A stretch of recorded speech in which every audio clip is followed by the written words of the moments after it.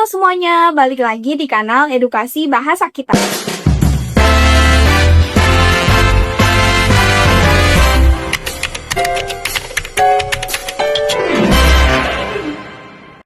kesempatan kali ini, kita akan membahas terkait campur kode. Sebenarnya campur kode sudah sering terjadi dalam kehidupan sehari-hari.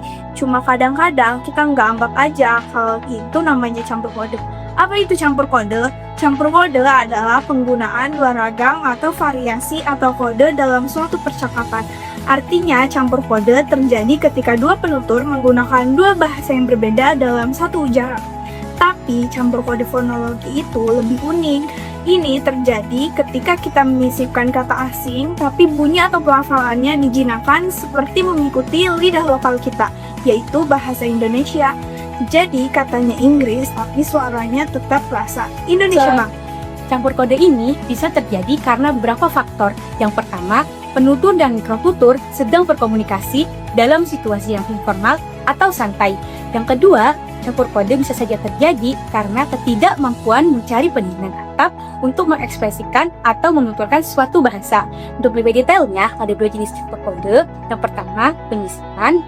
Yang kedua, leksikalisasi kongruen. Untuk penyisipan, contohnya adalah pada kata memanage, dibully, dan ngejudge. Sedangkan contohnya leksikalisasi kongruen ada pada kata sometimes, even, biasanya diucapkan pada awal kalimat. Lihat ya, masa dia pakai kerudung kebalik sih? Iya ya, masa malu banget punya kayak gitu. Males banget ya. Habis itu dia tuh udah Ivan tahu berangkat ke kampus tadi pagi. Emang dia orang itu gampang banget ngejudge. Bener banget. Sometimes kenapa sih orang tuh selalu aja ngejelekin orang lain dibanding introspeksi dirinya sendiri?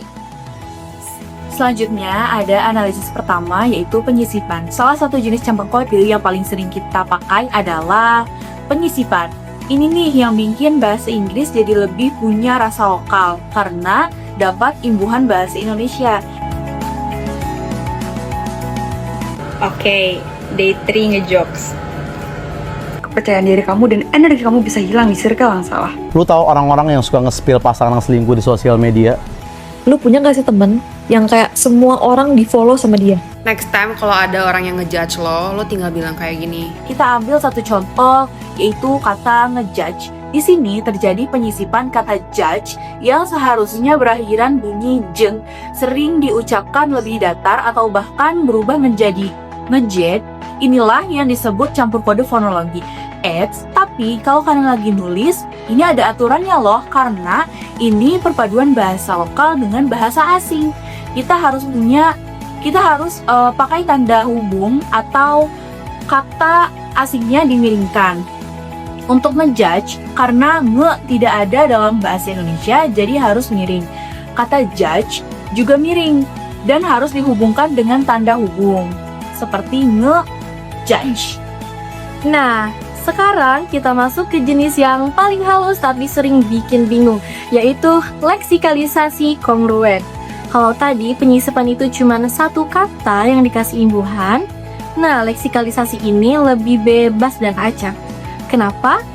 Karena struktur bahasa Indonesia dan bahasa Inggris dalam hal ini punya kemiripan.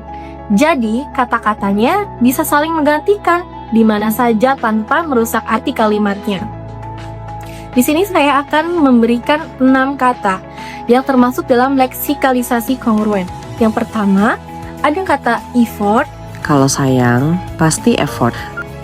Yang kedua, kata awkward. Dan lo dikacangin atau ngerasa awkward. Yang ketiga, excited. Seru gak sih kayaknya kalau punya cowok yang excited apa-apa tentang kita. Yang keempat, honestly. Honestly ini beda banget sama konten-konten gue yang lain. Yang kelima, random.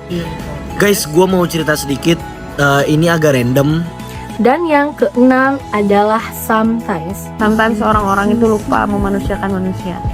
Nah, dari sini kita ambil salah satu contoh kata, yaitu kata sometimes. Secara leksikalisasi, kata ini sering muncul secara acak dalam kalimat karena kemiripan struktur atau sebagai pengisi jeda. Biasanya, kata sometimes ini digunakan dalam percakapan sehari-hari di awal perkataan atau di awal kalimat. Pada prosesnya, pengucapan sometimes seringkali kehilangan bunyi sibilan S yang tajam di akhir kata atau bunyi T yang khas, berubah menjadi sometime dengan dialek lokal yang kental. Di sini kita bisa lihat bahwa memang bahasa Inggris terasa seperti bahasa lokal. Gimana? Sekarang udah paham kan kenapa bahasa kita sering campur-campur? Itu tandanya bahasa ini tuh dinamis. Tapi ingat, tetap cintai dan jaga bahasa Indonesia kita ya. Coba tulis di kolom komentar kata campur kode apa yang paling sering kalian pakai sehari-hari. Jangan lupa like dan subscribe. Sampai jumpa di materi bahasa selanjutnya.